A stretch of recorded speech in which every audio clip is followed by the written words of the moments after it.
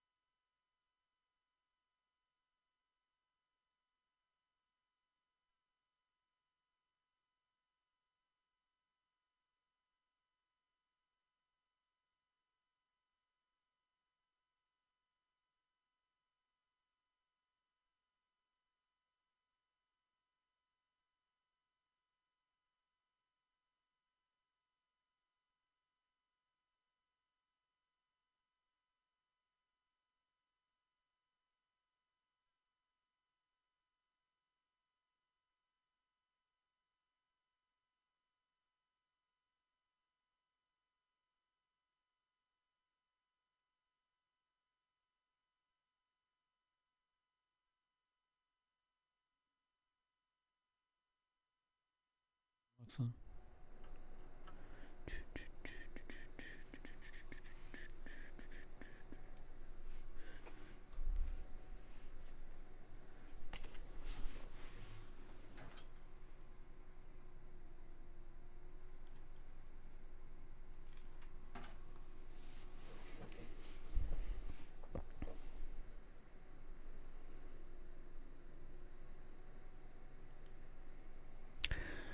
Hi everybody, how are you? Sorry we were slightly late, technical issues. Welcome to live show 130, Buhanka Watch special. Michael, this Michael, is back in Belarus, and a big thanks for tuning in. Hit the thumbs up if you like the video. If you're all small-minded and a weak man, then hit the thumbs down and share this video. Well, Michael, you're back. First of all, let everyone know how to get hold of you and your social media, and most importantly, how do they send you money? Because you want to live here. Wow. And you want to start a war chest. Wow. Maybe at some point, but Well, first of all, thank you very much for covering for me there. But the technical issue was I happened to put in the wrong address in the Yandex Go. Oh, that's a technical issue. Wow. More of a human issue. Were you using an app? Yes. Technical. A skill issue. Skill issue, as we gamers call it. So, yeah. If people like me, if you've not seen me before... Who does not like you? You'd be very surprised. There's many people who have a burning distaste for me, but they're all dickheads anyway. But if you haven't seen me before, and I am such a personality of astounding charisma and dashing good looks, as I look horrific in this camera, as I always do on camera. If you are interested in getting more of me, I am on X, formerly known as Twitter, Michael Delabrock. If you just look that up, it should present my Twitter account. It is a picture of me on the coat of arms of Belarus holding a AK-74, so that should find you there. And on Telegram, again, if you just look up Michael Delabrock, it should take you to my Telegram channel, Buhanka Watch, where I kind of aggregate news about nice, happy things such as wars, genocides, the imminent collapse of human civilization, all the good stuff to make your mind, your heart warm for the day. And today we went to Neesvich Castle. What do you think of it? I quite liked it. Very nice. Felt very Central European architecturally. Reminded me of sort of places I've seen in potentially even as far west as Germany, but certainly very much Polish, Hungarian, Central European architectural style. So it's quite very busy. Lots of Russians, lots and lots of Russians. All the cars had Russian license plates. And we starting again. So yeah, it was a nice little thing out. I can imagine, especially families. There's a lot of families there with little kids. It was nice to see the grand ballrooms and architectural styles and the history a little bit of the Polish history as well. Yeah, I was surprised how many Russians were there. Yeah, I was as well. I don't know if it's because Victory Week, if it's like a week holiday, bank holiday. They figure maybe if you can't get, I guess if you're in Russia, the big show is to be in Moscow, and if you can't get to Moscow, the tickets are really hard to get for Red Square. Yeah, I can imagine. So I'm thinking if you're in like a provincial city like Bryansk, Smolensk, somewhere like that, is it really going to be a big parade? Why not just come to Minsk, where there's going to be a fairly sizable parade later in the evening? So I don't know, maybe that's the thing they do. It's a nice little holiday for them. They just come out to Belarus over the occasion. But yeah, it was quite nice little castle. Second castle in Belarus I've seen so far. Get to see another one near Brest. Yeah. And of course, as you mentioned, this Friday is the big main 80th anniversary parade. Are you looking forward to it? Yes, very much. Pretty much the reason I'm here. That's it. And it's 8:30 p.m. start, which is unusual, and that's probably because the man has to get from Moscow back to here. Yeah. Well, there. Don't know if it's okay to say, but if he gets there and if he gets back, because it looks like our friends to the south are intent on, if he's not flying. Well, the Serbian president arrived today. He went via Kazakhstan. Because I thought he tried to go up via the Baltics. Was that not originally? Wasn't allowed to. Wasn't allowed to. So he went via Kazakhstan. Yeah, and Z arrived as well today. Yeah, I see now. I thought Vucic was too ill to attend. Obviously, it must have changed minds, but yeah. So it does look like they're trying to put in as many blocks to frustrate as well. I know that Fico from Slovakia, he's not attending anymore, I believe. Last I seen, I haven't been able to keep up with the news since I left for here, but so that'd be good. And Michael will be there in person, but I will be streaming it from this channel. 8:30 p.m. start Minsk, 6:30 London, 12:30 noon-ish New York, and 4:30 a.m. in Sydney. Which so am I on the ground action reporter. You're the action. You can send me photos and I'll stream breaking news from the streets. Yes, exactly. And on Sunday's show, I'll be having a conversation with Patrick Babb, a German journalist renowned as he has been both sides of the Ukraine war, in the Donbass and on the western side, and he'll be giving his thoughts on the conflict and also conflicts in the world. And so there you go. So I want to cover some of the topics that we discussed last time you were here in the studio, if that's all right. Yeah, it's been a little while. There's been a bit of a drink since then, so you might have to refresh my memory. Well, the usual death and destruction. So Ukraine and Russia war. How do you think the war is going for Russia and also for Ukraine? The question everyone asks me, and then it spends about 2 hours and a half of me trying to put in all the nuances.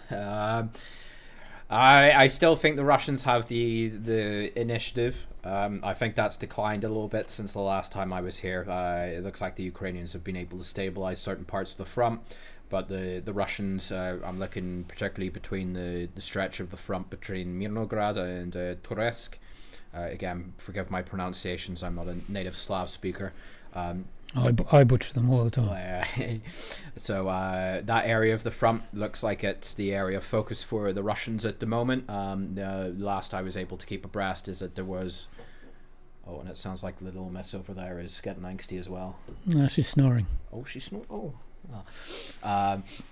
So that area of the front... We have a big dog in the corner. Yeah, there's a very big dog that doesn't like me and it keeps growling at me. It's because I don't pronounce Russian very well. It'd get angry at me.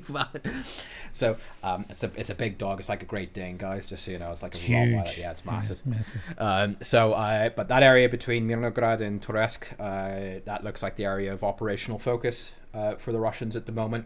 I should probably, if I kind of brought up a map, it'd show why, but so I think the Russians are basically looking to try and undermine Konstantinivka from the south and Mirnograd from the east, and try and hollow out the Ukrainian salient into Toretsk. So that's kind of where I'm expecting a lot of fighting to be going on for the next couple of months.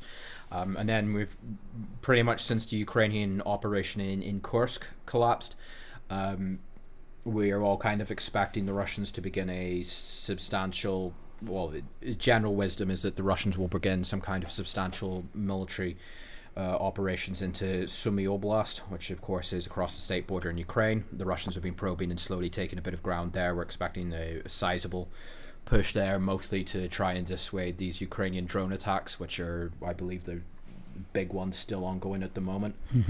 Particularly around Victory Day, the Ukrainians have been firing a lot of drones at Moscow in particular. I've heard they've moved a lot of air defense systems from Grozny and all sorts of places around Moscow. Yeah, it's huge, and from the east. Yeah. Well, the Ukrainians have really been going out the past couple of days trying to frustrate it, but is that part of the Ukrainian plan? Maybe do they want the Russians to concentrate around Moscow and then weaken part of the defense somewhere else?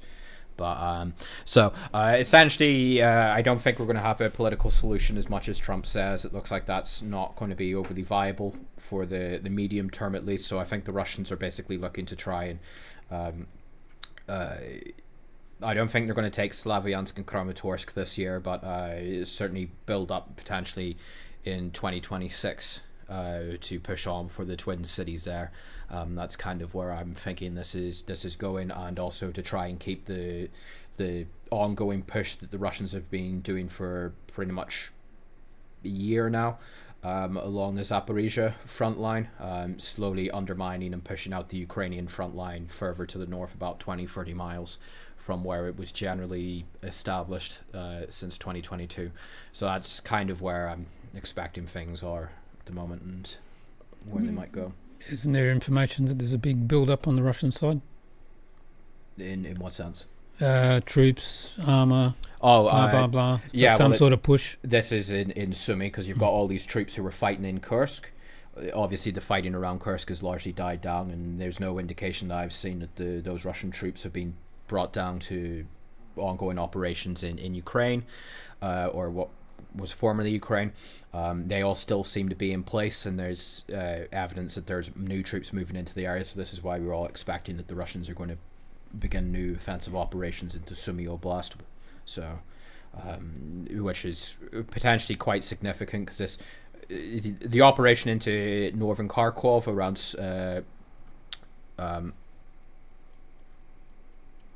what's the name of Volochansk, that was actually quite small in comparison. This is looking, if it does happen, this operation into Sumy Oblast would be perhaps the largest sustained Russian military ground operations since the initial invasion in 2022, and obviously it's kind of outside of the. Well, I guess the Ukrainians kind of broke the taboo on it, given the operation in Kursk, but it would be it seemed to have been a given that the fighting in Ukraine on the ground would have been concentrated in the south and the east. Well, obviously this is a lot more to the north, so potentially the entire state border could reopen as a open active conflict zone. So a lot of possibilities and potentialities. And how do you think the ongoing war in Ukraine has reshaped NATO's strategic priorities and European defence policies? Yeah, that's quite a big one. Well, actually, just before you do that, in the chat, Bunker Housing says, is Belarus laying claim to Armichael, or is he on the run from the sheep paddock? Well, I can't say too much as my political asylum claim is still currently working its way through the court, but maybe potentially. Speaking of which, you wanted to get arrested at the border. Well, there like let's just say there was a very tall border officer with absolutely enchanting blue eyes, and if she needed to interrogate me, I would have not have objected to it. Let's put it that way. Yeah, you would have missed the bus. I would have missed the bus. Yeah, exactly. Anyway, back to the question. Reshape NATO's strategic priorities and European defence policies. Quite a broad and open question. Obviously, all of NATO, well, apart from North America, the United States, which is still seemingly focused on China, European NATO, Canada, they're all kind of focused on Russia at the moment. So they're kind of always was that way. But you've had the collapse of the operations in Afghanistan, which was an anomaly in NATO operation. That's why all the European troops went there. So it's all about beefing up the Baltics. You can see the Poles, especially. I think Poland's going to become probably the second strongest military in NATO in the near future, because they're just buying tanks and weapons left, right, and center. So Poland's probably going to become the biggest and most capable, because the Polish army is actually quite sizable, fairly decent from all accounts that I've seen of it, fairly modern. The Poles are. They're bringing back in conscription as well, aren't they? The Poles? Well, you've heard this across many European states. I'll believe it whenever I see it. Poland, I think they could probably get it through, because Poland's still quite a homogenous country. But whenever the Germans say it, or the Swedes, and it's like, wow, are the new Swedes and the new Germans really going to go along with that? But Poland, it's like the new British. Yeah, well, yeah. I could see it in Poland, potentially, but. I mean, ultimately, I probably agree with the idea of a certain level of military service for young people at some point, with certain caveats and exceptions allowed. But I think the Poles, generally, they still have a country that's worth investing in the sense of fighting for, potentially, if it came to it. I wouldn't say the same for many other Western European countries. But the Poles seem to, Poland's probably going to become the leader of European NATO, just in terms of capabilities in the years to come. So I expect the Poles are probably going to be not dictating, but certainly shaping a lot of NATO policy. And obviously the Poles have a historical animus towards Russia. Did Rumsfeld say that was the new Europe? Yeah. Whereas opposed to like France, Macron doesn't like Putin, and he's certainly on board with that. But I mean, whenever it comes to, let's say, another government down the line, another electoral cycle down the line, do you really think like the French president, whoever it is, even if it's Marine Le Pen or if it's another liberal candidate, or the next German government, are they really going to be as invested in the Russian threat as like the Poles or the Baltics are? So I think that mantle will probably shift more to the Poles more than anything. So I think there's going to probably be not splits, but I think NATO is going to become a bit more of a less unanimous bloc, because you've got the Hungarians, the Slovaks. Obviously governments change, and they could have more pro-Western NATO governments that come in, but I think Poland will become the camp of like the anti-Russian, anti-Belarusian, we need to beef up the Baltics kind of thing. But then you'll have, like, I can't see the Spanish particularly saying, well, we need to put Spanish soldiers on the borders of Belarus to protect Estonia from Russia. Do you know what I mean? I can't see the Spanish electorate and Spanish government be willing to fund that. Can't see, the French especially, like, whenever you see these like NATO deployments of like British, Polish, American, Canadian troops, stuff like going out to Estonia and stuff like that, you never see French troops there. because the French, they might not be Russian, and they'll play up the NATO card, but France doesn't actually pull the weight in NATO. So I think the Poles are not going to agree with that if all these other countries are sending troops and assets to their borders with Belarus to see off the Russian threat. But then if the French don't do it, well, then the Poles are going to be like, well, why do we give France so much say over NATO if they're not going to pull their weight? And then the British, well, I mean, Britain's just a country in terminal decline. The Navy isn't fit for purpose anymore. God knows what the Air Force is like. The Army is just... So I can't see, there'll still be a capability there, but is it going to be a capability justified to say that the British will be like the leader of European NATO? I doubt it. And then you've got these, especially American liberals, shit libs and stuff like this, who have this like fantasy that Germany is going to become like the defender of the free world and leader of European NATO. And it's like, have you ever met any modern Germans, my friend? So... Probably a bit of a long-winded answer. Yeah. I'm sorry if I didn't quite address the specific question, but that's kind of my way to I would approach. What do you think the political implications of Western sanctions on Russia for global energy markets and domestic Russian politics will be? Its impact in domestic Russian politics. Yeah. What implications are there? I mean, I studied Russian politics in university, but I'm afraid it's just basically United Russia. So I think you'd probably need a bit more of I'm not an expert in Russian politics. I know the basics. It's more the foreign policy, but in terms, I think it all depends too much on oil prices.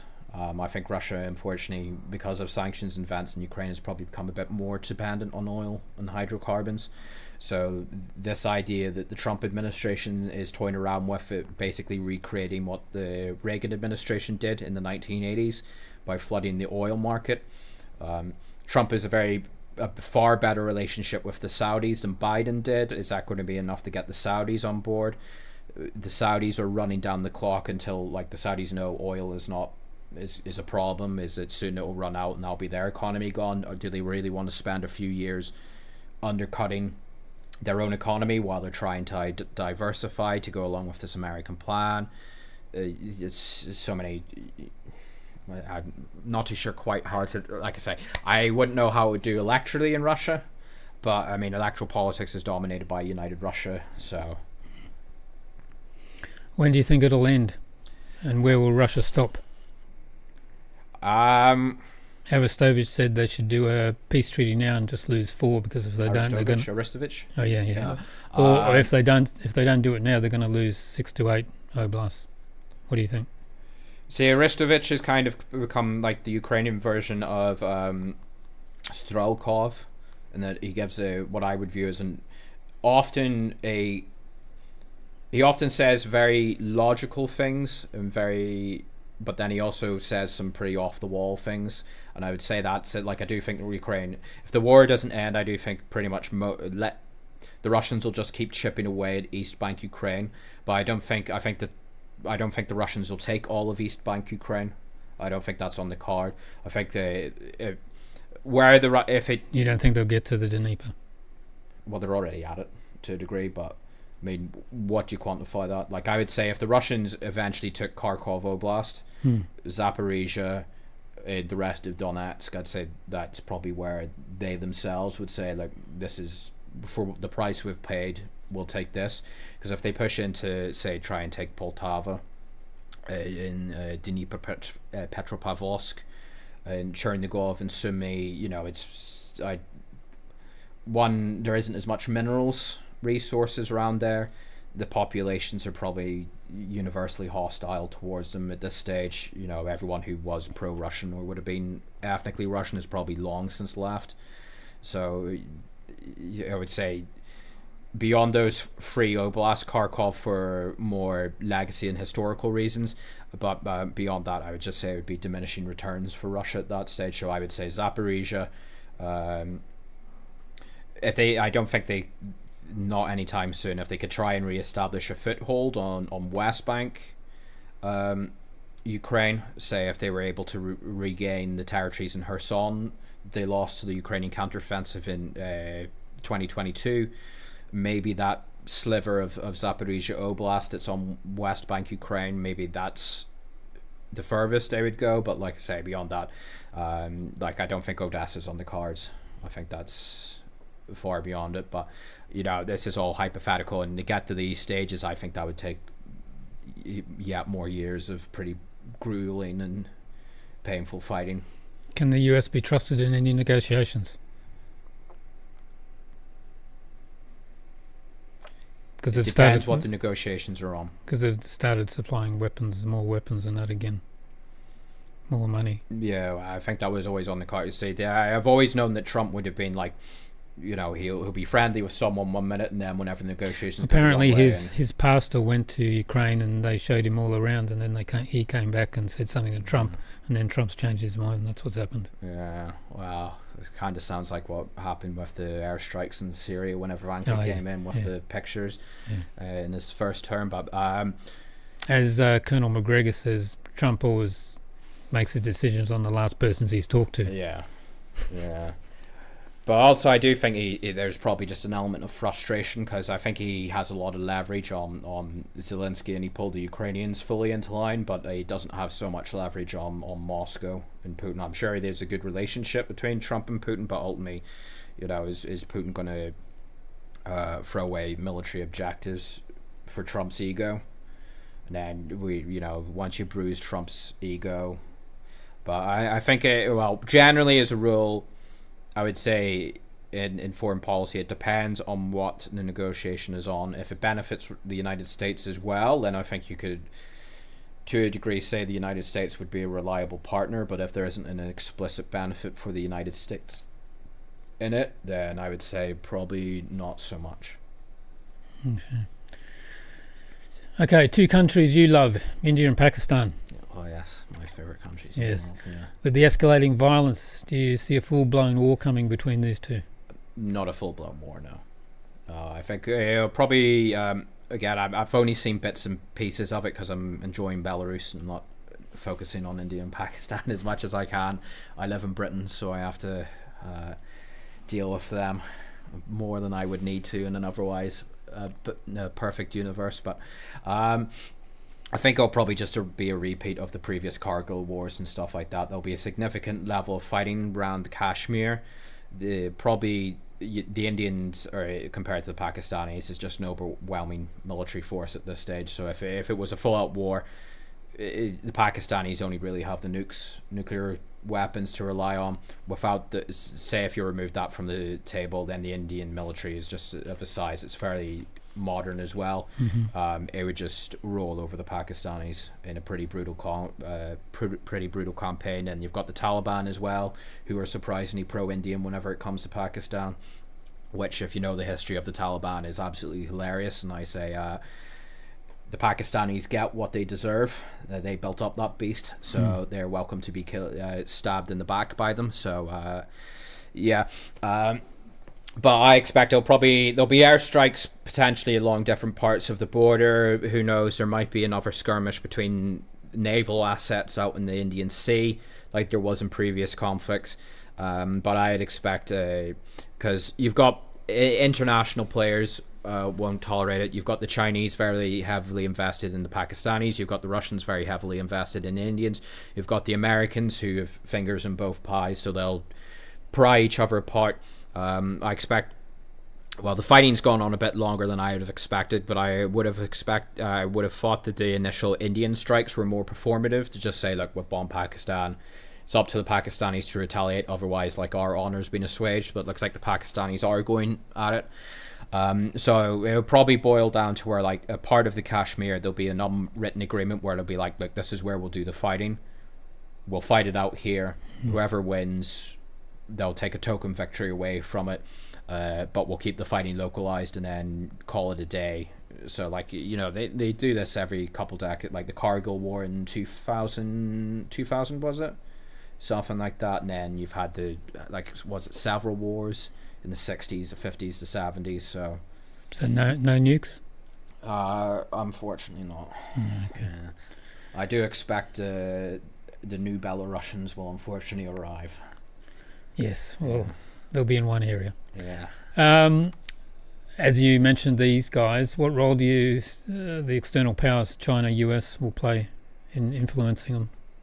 Like I say, probably just to try and pry the two apart and keep a lid on it, because Russia has. So this is Indian and Pakistan MMA. Oh yeah, because like I say, you got the Chinese very heavily invested in Pakistan, because they have that antipathy towards India. You've got the Russians very heavily invested in Russia. No, the other way around. You've got the Russians very heavily invested in India. You've got the United States who have fairly good relations with both. So I expect no one. I say no one with a caveat. Me, certain other people who would like a big war in that particular part of the world, but international players do not want another major war, especially between those two, where it could bring in the Chinese or something like that. I'm sure the Chinese don't, because the Chinese have a lot of assets in Pakistan, so the Chinese don't want the Indians bombing their nice port in Karachi and their oil terminals coming up from there. The Russians sell a lot of oil to India. India's kind of like their porthole where they kind of skirt sanctions and oil. They send it down there to be refined and then exported there. So the Indians don't want the Pakistanis potentially bombing that. So plus Russia and China very close. So I expect this big meeting that they're going to have in Moscow, Xi, Putin, potentially Lukashenko, and all the other world leaders, I would imagine behind closed doors, the Russians and the Chinese will be talking to each other like, how can we keep the Indians and the Pakistanis at a certain happy medium, a low level of. Yeah, Modi's not going to the parade. He was going to go, but he changed his mind. Yeah, obviously his events and wouldn't look very good to go off and celebrate another military power while you're at war with Pakistan of all people. So, to our favourite spot, Israel and Gaza. How have recent escalations in this conflict impacted the political landscape for Israel leadership and Palestinian governance? I'm going to be honest, I'm going to have to pass this because I might share stuff occasionally, but I'm afraid the Israel and Palestine stuff, I've long since checked out of that. Have you? Yeah, like given up. I give a very brief overlook, but I mean, it's there's a certain point where it's like I can only, once you start watching this stuff, and it's like there's only so many like decapitated toddlers and mutilated children. You know, like if you follow the hashtags and you start looking at this, that's all you're going to see. And there's just a point where it's just like you just can't. The IDF has said they're going to take the whole of Gaza. I don't want to tap out of it, but I mean, we all know how it's going to end. The Israelis are effectively going to annex Gaza or put it under military occupation. They'll probably be trying to ethnically cleanse it, probably with the support of the Trump administration in some form or another. So it's what more can you say? Yeah. Okay, Yemen. Has the US involvement in Yemen, particularly through drone strikes and airstrikes supported for the Saudi-led coalition, shaped its foreign policy credibility in the Middle East? So. Yeah, and like I keep a tacit eye on Yemen, but I'm going to be real. It's another conflict I've kind of paid attention to it, but it's just whenever you can only juggle so much, and I'm not too au fait with like I know the basics of it, but I don't know the ins and outs of the Houthis and the whole. I wouldn't know. Have they signed some sort of agreement with the US or agreed to something? Yeah, some people, you see some. Just been the last couple of days, because if it has, I've been kind of. Yeah. There's reports that they've made some agreement. They're not to attack ships, and the US has stopped bombing them. Yeah, I know the. But the Israelis just took out their airport. Yeah, I've seen that they're able to get a ballistic missile near Ben Gurion Airport. Quite a amazing bit of footage. And the US lost another F-18 yesterday off the ship. Didn't fall off a helicopter. The aircraft. Another one. A second one fell up. Yeah, apparently. It's not very good, is it? Yeah, very professional. Yeah. Wow. You lose 2 aircraft and both of them because they fell off the boat. Hard turns. Have you seen those aircraft turning? Oh, whenever they do the hard. Yeah. I've seen that. Yeah. So. Well, I don't know. I don't think they'd be doing hard turns in the Red Sea, surely. That's how they fell off. Really? Yeah, because there was them down. No, missile well, obviously there was a bit of a communication problem with the with the tractor as well. Really? Yeah. Wow. You can imagine some sailors were bollocked in the. Yeah, that's not very good for the Yeah, that's why. Because they did a hard turn because there was a missile coming. Really? And they thought they could. The Sea-Wiz couldn't take it out, or? Well, that's not very good. That's how it fell off. Oh wow. Trump's tariffs. You've been taking an eye on those. A little bit where I come. Yeah. How has Trump's proposed tariffs influenced the U.S. trade relations with allies like EU and Canada? Oh, it completely destroyed them, basically, seemingly. Again, I would probably economically generally tend towards more free trade, as in free trade between similar economies and stuff. So generally, I wouldn't be a massive fan of tariffs, but I do understand, and I probably use them in certain industries and the like. But I do think the way he went about it, the sort of like just blanket with kind of a month's notice saying, yeah, you're all getting tariffed, probably not the best thing. You know, it's the kind of thing I would have thought.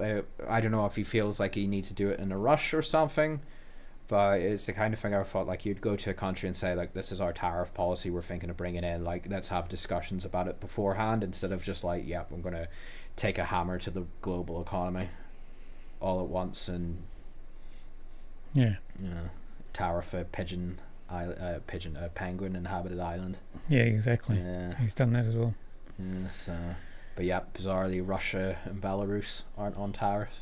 Well, that's because they're on sanctions. Wow. That's apparently. If you could find it on sanctioned goods, well, maybe there's a market there. Well, they get uranium from Russia. Yeah. And titanium. Yeah. So there you go. Because they need all that sort of stuff. What are the political and economic ramifications of Trump's tariffs on the American consumers and industries? Again, this just depends on what your views on tariffs are, and you have to wait and see how it will pan out. Obviously, the conventional wisdom would say that consumer prices will rise, which again, I don't live in the United States, so I don't see the prices, but apparently they have in certain areas, but dropped in others. Amazon's going to put on their prices, the trade bit. You know, you've got sales taxes and all that. They'll have a tariff bit. Tariff tax. Well, maybe Mr. Bezos and Trump have fallen out again then. So, but I mean, if in Trump's worldview they work out, then you'll have more jobs for Americans and prices should lower because all the stuff would be made in the United States. But then again, what about stuff that you can't make in the United States? And how long does it take to set up factories and all that? I know. It's years. Yeah, like this is. And training and. Yeah, I don't know. He seems to. I don't like. I mean, he feels like he. Does he feel he needs to do it in a rush? Like he needs to do this like in his final year, like these factories will start producing or something? Or it's like, I don't really think that's quite how it works. Maybe in a centrally planned economy, ironically, like the Soviet Union, you could say, right, we're going to have a factory here where we build razor blades or something. But I don't know. So. Yeah. Well, speaking on that, China and US, how has the escalation of this trade war affected global supply chains and economic stability? Again, because LA's shipping from China has just dropped like 90%. Well, I mean, we're only a month into this, so I imagine there's probably certain stocks so they've been winding down. So I'd say probably around about 3, 4, or 5, basically into the first full quarter.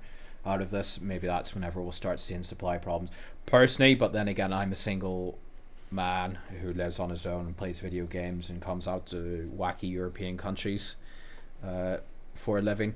But I personally haven't really noticed much. But then again, prices in Britain are just exorbitant to begin with. So, well, I read today the UK signed a deal with India. You'll get cheap goods from India now. Oh yeah. You got something else from India. Yeah. It's not exactly good. All I'm saying is, look, if Pakistan and India, if you guys want to, press the big red button, please do it sooner rather than later for the benefit of Britain and Belarus. Yeah. Do you think US and China got any leverage against each other on these trade disputes? I think they do. I think the Chinese need the American market, and I also think the amount of debt that the Chinese hold in the American. I heard the market for the Chinese is only 15% now of their total. For the US, it's gone right down. Where have they divested to? Everywhere else. Okay, so yeah. Like the Russians. Well, I think there's probably still like a lot of capital markets and stuff. Speaking of the debt, it was the Japanese that started selling the debt. Yeah. and starting problems in the bond market. Well, so the Japanese are quite savvy about this, because it's the Japanese have long since divested out of China. They've moved all their factories that used to be in China down to like India and Vietnam particularly. I'm talking about US debt. When they put the tariffs on, the Japanese they started selling all the debt, and then the Americans stopped the tariffs. Well, from my understanding, that's the big thing the Chinese hold over the Americans, is holding sovereign bonds. It's $1 trillion or something. Yeah, so that would be a bit of leverage if the Chinese just decided to. But then again, if they did that, that's when China needs, because its economy is still struggling to really pick up after the pandemic and lockdowns. So I think they're probably. I don't think it's in China and Beijing's interest to basically go to economic war with the United States. I think they're probably trying to work with Trump to a degree. But then again, Trump, obviously, his cabinet is full of like China hawks. And Trump's always been China. That's kind of the be all and end all. Because like the Russian-Ukraine stuff, like that's a sideshow to him. Because obviously his ideal, which he tried to do in his first term, is bring Russia in from the cold as a potential ally against China. The wisdom of that is open to discussion, but so. Okay. Off air, we've discussed many topics, and we did discuss the state of the UK. So, what is your take on the state of the UK? There's a reason I'm back. Basically, I got off the. No, it was even before I got off the flight home. We were in the airport in Kanos. I can't pronounce that, the city in Lithuania. And I just happened to notice the two, I'm afraid this is where I'm going to sound like that kind of person, but the two people of non-European descent there, they both spoke with British accents, and they were just acted and looked like that typical South London. You know exactly what I mean. And I felt pretty embarrassed about that and the way they were acting in the airport. And I got off the flight in Luton, and well, I mean, you've never been to Luton, have you? Somehow, well, Mr. Moneybags here, you can afford the flights everywhere else about Luton, but anyone who's ever had to deal with Luton Airport will know what I mean. You get off that plane, or you get in that airport, and you go through security, and you're like, is this opposite day? We'll put it that way. And then I came home back to Northern Ireland, and a Somali stabbed some kid in my quiet middle-class Northern Irish town. I looked about and I thought, this place is a shithole. It's full of dickheads. I don't like it. And Dave was constantly prodding me to come out for Victory Day, so I thought, look, I hate this place. I'll come out to Belarus again. So, yeah, Britain is in terminal decline, and it's just a shithole, and I hate it. What do you think will fix it? What would you think? How would you fix it? How would it be fixed? Or is it just going to keep going until it collapses? I was a bit white-pilled by the recent elections. Again, not saying Nigel Farage is God's gift to earth. He certainly has big problems, but the wholesale rejection of Labour and the Conservatives, and I'm very impressed and excited by some of these announcements that they're coming out saying what they're going to do in the councils they control. Basically, they're going to try and import the Dodge model, complete gutting of all diversity, and I'm sure anywhere if you deal with the British state, in fact no, not even the British state, most like large companies in Britain, diversity and equality officers, and the local NHS is $100,000 a year job for diversity and equality. No one knows what the fuck they do. Like, what do they go in and just say you don't have enough non-white staff? Like, no one knows what they do. But Reform said that they're going to basically cut all that out of the councils they run, which is a big part of council funding, and refusing to house any migrants in their council areas, stuff like that. So if they're able to push that through, I expect there'll be a big fight from government. Government will push back. They'll be hit by legal challenges. Even if they fail and it is forced on them, that's very good politics, because people will see that. And people will rightly start saying, well, this why is this being pushed on us? So if Reform is able to do that, or at least definitely put in the attempt for it wholeheartedly, then I think maybe in 2029, maybe Nigel could actually get into government. Again, he's not perfect, but he's certainly the best at what we've got. And, I wish, net zero immigration just isn't tenable. And I think he'll come around to that. Hopefully, it needs to be net negative. You can't have net zero immigration is 500,000 people a year coming into the country. That's not tenable. So, I think he'll wake up to that, hopefully, anyway. There'd be a massive pushback from the civil service, but that's the only way I think there's a viable road ahead for Britain. Is 2029 is probably the last shot, and needs to be a reform government. Mm-hmm. How about the EU? No hope there. I think the EU is just too much of a... to have any serious change in the EU, you'd have to have like an AFD government in Germany, which isn't viable. As much as the AFD's done good, but you'd have to have an AFD government in Germany. Probably you also have to have like a Marine Le Pen presidency and a National Rally majority in the National Assembly in France, and I just can't see that happening. So the EU is just kind of this intractable problem. So I can't really see any proper solution to the EU. Okay. So where do you think the best place for anybody living in those places to live now or move to? Belarus. Belarus. I'm very, very taken by the place. Okay. Clean, cheap. The women are stunning. The Safe. women are stunning. Safe. The women are stunning. Those women are stunning. I like the sound of the Russian language. I like being able to practice a bit. I'm just very happy. I don't want to say happy, but very accommodating people. Last night, I had a couple of beers. A table beside us, full of Russians and Belarusians, invited us over to just join them just out of the blue. It was very nice, and yeah, I love it here. Not everyone's cup of tea, but certainly I'd say come and check it out. Bit awkward to get to from Britain, but and living here, I think the biggest problem here for coming from outside Western is, if you haven't got any external money, getting a job here. That would be the biggest problem. Yeah, if you have a Western income like a pension or something like that, or your money online, I'd say the other biggest issue is if you have no knowledge of the Russian language, could be a bit of a slog. Generally, there is a certain level of English penetration into the country, particularly amongst young Belarusians, but you will struggle if you don't have someone with you who has an understanding of Russian or something. I can imagine in Minsk not too bad, but if you're outside Minsk, I think you'd probably struggle a bit, like if you're in the countries or somewhere like that.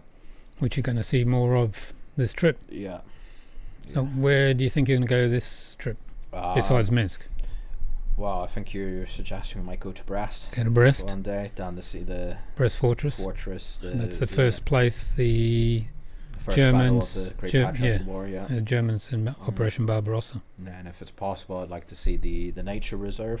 There, that's close to there. The bison and hopefully, if it's feasible, the Belarus estate. So that, and I'm also quite taken on the idea of going down the Gomel, which is the other side of the country, right down by the Russian border. Yeah. I want to go out and explore. You want to get irradiated? Yeah, I want to get myself cancer. Yeah. Yes. Basically, yeah. When you go back, you want to glow. Yeah. Have a glow. Yeah. So that'd be good. So Friday, you're at the parade, and you can let us know what's going on, and I'll tell people. Yeah. Because I'm going to sit here and restream it for people that want to see it. Okay. Anything else? For me.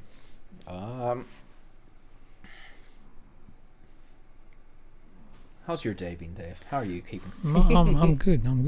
Today was right. We went to the castle. Nice drive. Yeah. Found a new co-host yet? Here? No, not looking. Yeah, not looking. No star. No, that's my job gone there. No stars required. Well, there you go. I tried to sneak myself in a job there. If you move here, you can use the studio as you want. There you go. Well, if anyone... look, new computer system ready to go. Oh wow. More lights up there, as you saw. Well, if anyone comes to Belarus, I'm sure Dave will be happy to have you on the show. Yeah. We've got an Australian on in the next couple of days as well. He lives in Gommel. Oh, yeah. You were saying, yeah. Yeah. So he's going to come on. Yeah. Yeah. Anybody can come on as a guest. Yeah, as a guest. Yeah. I'm very explicitly a guest. Yes. I'm a Guest. Yeah, Yes. I'm a non-paid employee. Yeah, exactly. Yeah. There's no money in this channel. There's none at all. I just do it for fun. But if you wouldn't dirty his hands with money. No, that's it. But if you want to send him money, send him money. Wow, look, if people would like to give a donation. Yes. He'll. Have you got a? Can people send you PayPal or something? Yeah, the link should be active. Not going to advertise it on it, but I haven't really shilled as much lately because I haven't really been posting as much. Or do you post it on your Telegram channel? If you do that, maybe then you should just tell people to go to the channel and you need to get a QR code. Yeah, I do. I need to sit down and properly organize this all up, to be honest. But yeah, I can't find it. I've got 257 different mentions of PayPal, and most of them don't actually mention PayPal for some reason.